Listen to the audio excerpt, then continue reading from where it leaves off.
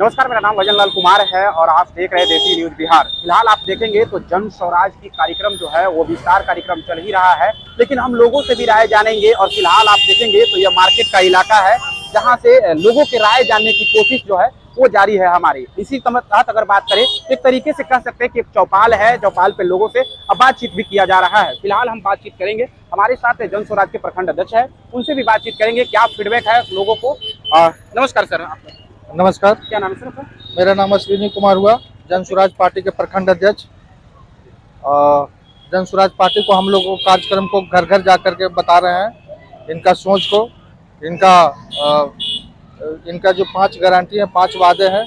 जन स्वराज पार्टी क्यों आई है, क्यों बिहार में चुनाव लड़ना चाह रही है, हम ही को क्यों वोट दें, सारे बात और सारा छोड़ हम लोग घर घर जाके डोर टू डोर नुक्कड़ सभा करके लगातार पिछले 10-15 दिनों से ये कार्यक्रम हम लोग कर रहे हैं। मेरे पालीगंज के जितने भी टीम उसके सदस्य हैं, पालीगंज प्रखंड के, अनुमंडल के, सब लोग मिलकर इस कार्य को कर रहे हैं और बहुत बखूबी से कर रहे हैं। लोगों में रुझान भी मिल रही है, लोग जुड़ भी रहे हैं, लोग कुछ जानते भी हैं, लेकिन शुद्ध देहात रूरल एरिया में बहुत लोग को अभी जानना बाकी है।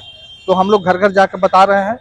चुनाव में अभी काफ़ी समय है और हम लोगों की प्रयास मेहनत जरूर सफल होगी और लोगों को जरूर उत्साह आएगा और हम लोग चुनाव जीतेंगे।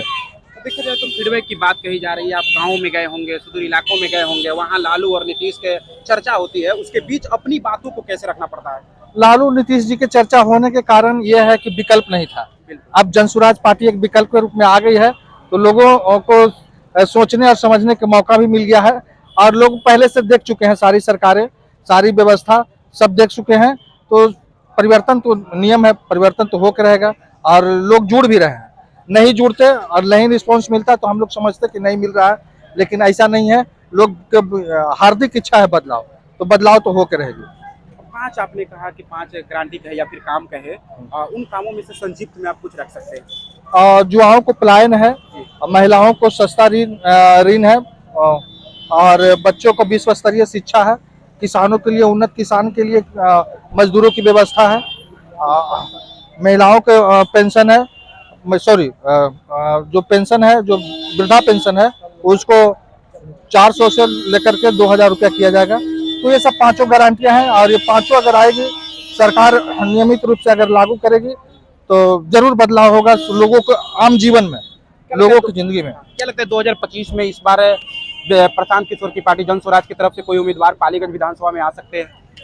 इसमें एक प्रक्रिया है पार्टी में, यहाँ से हर विधानसभा से वहाँ आवेदन जा रहा है।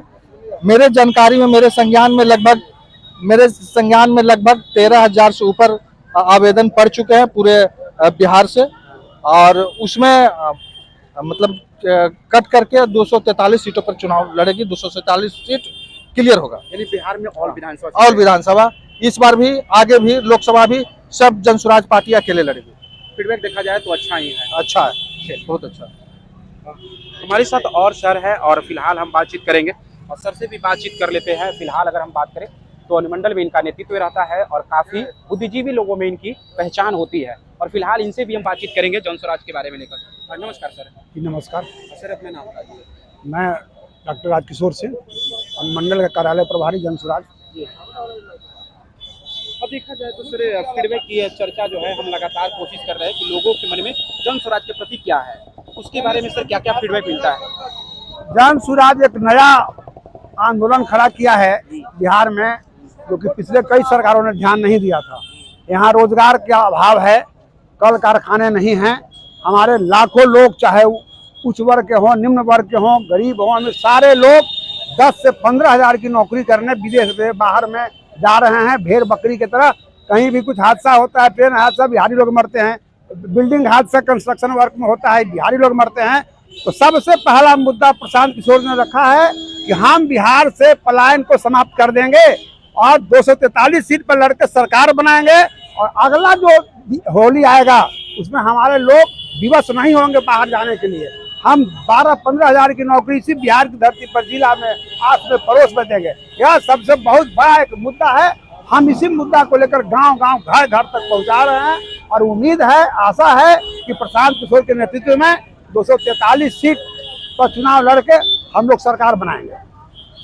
देखा जाए तो कहा जाता है सुदूर इलाकों में उतनी पकड़ नहीं है और इस पार्टी की, क्योंकि नई नई पार्टियां आई है, पहले से भी प्रचार चल रही है और जब से पार्टी का ऐलान हुआ है लोगों के मन में सवाल भी हुआ है कि भाई जन स्वराज क्या है, किसी लोगों को पता नहीं। उसको आप कैसे मतलब कनेक्ट कर पाएंगे? ये आपका कहना सही है कि अभी गांव-गांव तक, घर घर तक जन स्वराज की आवाज नहीं पहुंची है, लेकिन टीम के लोग लग गए हैं।